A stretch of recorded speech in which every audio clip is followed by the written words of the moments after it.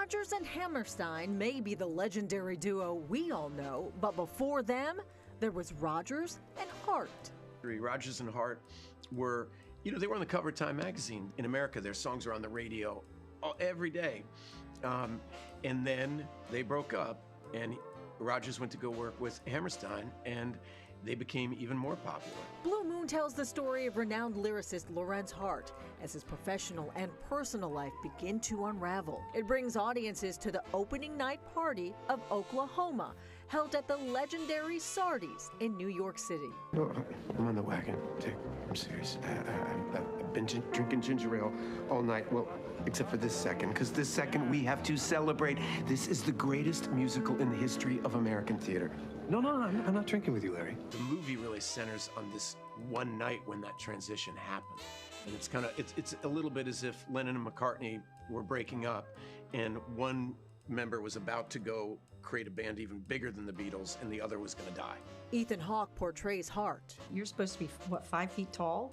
How much was that a challenge for all of you guys? See Ethan like that? For me, it wasn't even the height. For me, physically speaking, I was always blown away when you came in with the contacts. I'm so used to your, not that I think about your blue eyes all the time, but the brown eyes. That's all right. It was the brown eyes where I was like, who is this guy?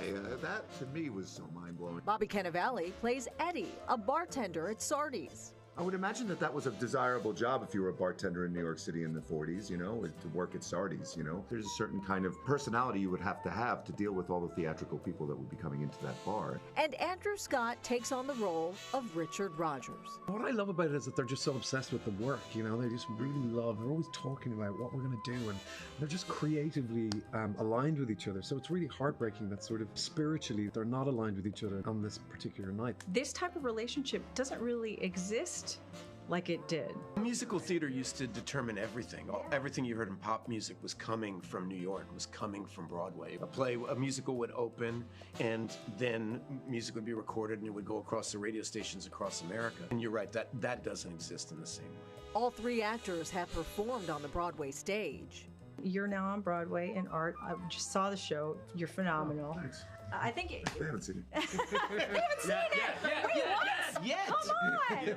So you think this should go on stage one day? I think part of what's wonderful about the movie is the intimacy, that cinema can create. I don't know if we were having to do that to the back of the room every night, I think it might, I'm not sure it would play. Blue moon, you saw me standing alone. Wise guy.